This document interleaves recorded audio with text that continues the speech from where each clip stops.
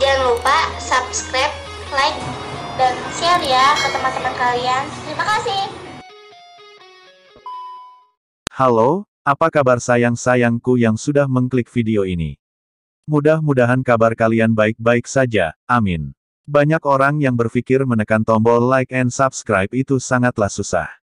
Mudah-mudahan kalian tidak seperti itu.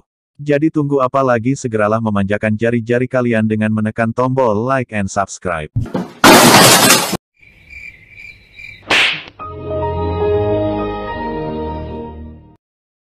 Siapa yang kenal dengan sesosok wanita pemberani ini? Aung San Suu Kyi. Suu Kyi untuk rakyat Myanmar, perempuan pemberani. Kata itulah yang tepat untuk menggambarkan Aung San Suu Kyi, aktivis pro-demokrasi Myanmar.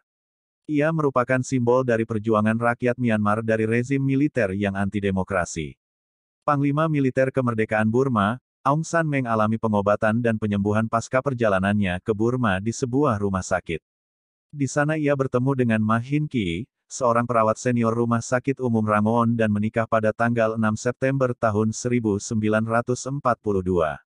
Siapa sangka pernikahan mereka melahirkan calon pemimpin bangsa, Aung San Suu Kyi, yang lahir pada tanggal 19 Juni tahun 1945. Ia sempat bersekolah di sekolah Katolik Inggris di Burma. Suu Kyi memiliki saudara laki-laki yang lebih tua darinya yang kemudian menjadi warga negara Amerika Serikat. Ketika usia Suu Kyi 2 tahun, ayahnya dibunuh. Ibunya pun akhirnya menjadi publik figur dengan memimpin perencanaan sosial dan kebijakan sosial. Pada tanggal 4 Januari tahun 1948, Burma merdeka. Ibu Suu Kyi menjadi duta besar Burma untuk India. Suu Kyi pun menemani ibunya ke New Delhi. Di sana, ia mengambil studi di sekolah perempuan Lady Sri Ram College dari 1960 hingga 1964. Suu Kyi melanjutkan studinya di Universitas Oxford dengan subjek filosofi, politik, dan ekonomi.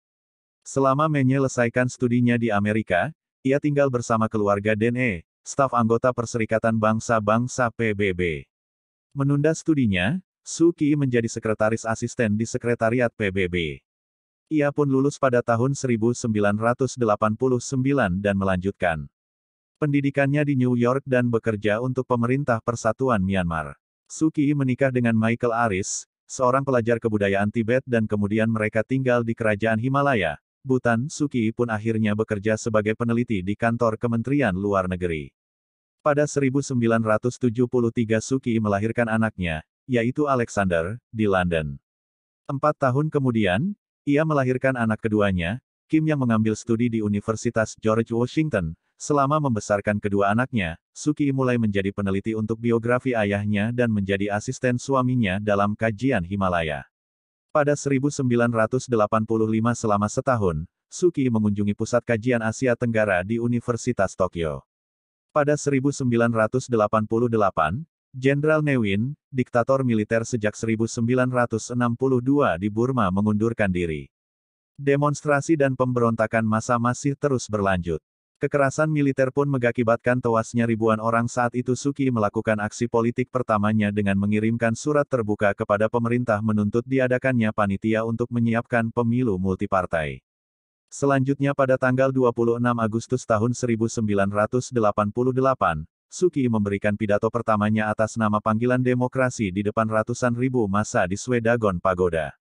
Sementara itu, rezim militer membentuk State Law and Order Restoration Council. Banyak massa demonstran yang ditangkap dan dipenjara tanpa pengadilan secara hukum. Lahirlah National League of Democracy (NLD), dan Suu Kyi menjadi sekretaris jenderalnya. Mereka berprinsip untuk tidak menggunakan kekerasan, tetapi bersikap anti-pemerintah. Menentang penangkapan para demonstran, Suu Kyi memberikan pidatonya dengan massa yang lebih banyak. Saat hari-hari berat itu dilalui, Ibu Suu Kyi meninggal pada usia 76 tahun. Tahun selanjutnya, Suu Kyi tetap melanjutkan kampanye anti kekerasan, penangkapan, dan pembunuhan yang dilakukan militer akibat sikapnya yang tegas anti pemerintah. Ia dilarang untuk ikut sebagai kandidat dalam pemilu. Tidak hanya itu, Suu Kyi dengan berani berjalan di depan tentara yang mengarahkan senjata kepadanya. Akibatnya, Suu Kyi dihukum tahanan rumah tanpa ada pengadilan dan proses hukum pemilu pun diadakan pada 1990. Walaupun Suu Kyi menjadi tahanan rumah, Partai NLD memenangi pemilu sebanyak 82% kursi parlemen. Pihak pemerintah menolak hasil tersebut. Pada tahun yang sama, tepatnya tanggal 12 Oktober Suu Kyi mendapatkan penghargaan Rafto Human Rights Prize dan Nobel Perdamaian. Hadiah sebesar 1,3 juta dolar AS dari penghargaan yang diberikan kepadanya digunakan untuk mendirikan pusat kesehatan dan pendidikan untuk warga Myanmar. Suu Kyi telah banyak mendapatkan dukungan internasional. Bahkan, pada Februari tahun 1994, perwakilan PBB dan reporter New York Times mengunjunginya di rumah tahanan. Sayangnya, pada tahun-tahun berikutnya, gerak Suu Kyi semakin dibatasi. Ia hanya memiliki kesempatan untuk berhubungan dengan keluarganya di Inggris melalui telepon. Sementara itu, aktivitas partai NLD juga semakin dibatasi, anggota dipenjara, dan diserang secara psikologi. Ketika masa tahanan rumah Suu Kyi berakhir, ia kembali memberikan pidato di depan pendukungnya di depan rumahnya. Pidato dihentikan, tapi hal itu tidak menghentikan popularitasnya. Aspirasi Suu Kyi dan warga Myanmar telah banyak didengar masyarakat internasional. Banyak reporter yang mewawancarainya melalui berbagai cara, baik telepon maupun langsung dan kerita mengenainya diterbitkan di luar wilayah Burma. Pada 1995, Suu Kyi memberikan pernyataan pada konferensi PBB perempuan di Beijing dengan mengirimkan rekaman kaset video yang ditujukan kepada Forum Non-Government Organization (NGO). Pada tanggal 27 Maret tahun 1999, suaminya, Michael Aris meninggal karena menderita kanker prostat di London. Suu Kyi tak bisa menemui suaminya. Padahal sebelumnya suaminya mengajukan permohonan pada pemerintah Myanmar untuk bertemu dengannya terakhir kali, tapi permintaannya ditolak. Mereka tidak bertemu sejak Natal pada 1995.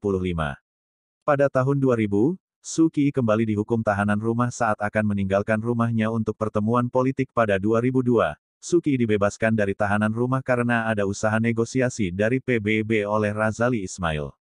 Ismail memfasilitasi pertemuan antara Suu Kyi dan pihak militer. Pada tanggal 30 Mei tahun 2003, rezim pemerintah menyerang konvoi perjalanan wisata Suu Kyi. Jelas bahwa terdapat usaha pembunuhan terhadap Suu Kyi oleh pemerintah. Saat itu, sekitar 70 pendukung Suu Kyi juga mendapatkan serangan pukulan dari militer dan dikenal dengan Depayin Massacre. Rezim diktator menuduh kericuhan tersebut terjadi di antara internal kelompok partai NLD.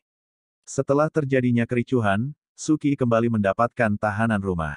Selama masa tahanan, ia mendapatkan perlakuan yang lebih ketat dari penahanan sebelumnya. Jaringan teleponnya diputus, kiriman pos dihentikan, dan partai NLD juga disingkirkan pada Desember tahun 2004. Diplomat, perwakilan PBB, dan pemerintah Amerika Serikat tidak diperbolehkan bertemu dengannya. Masa tahanan Suu Kyi pun diperpanjang baru pada tahun 2007, perwakilan PBB, Ibrahim Gambari dapat bertemu dengan Suu Kyi di Rangoon. Selanjutnya pada tanggal 13 November tahun 2010, Suu Kyi secara resmi dibebaskan oleh junta militer. Pada April tahun 2012, ia memenangi kursi parlemen melalui pemilu. Mudah-mudahan menjadi motivasi bagi kita semua. Jangan lupa like and subscribe. Next time video.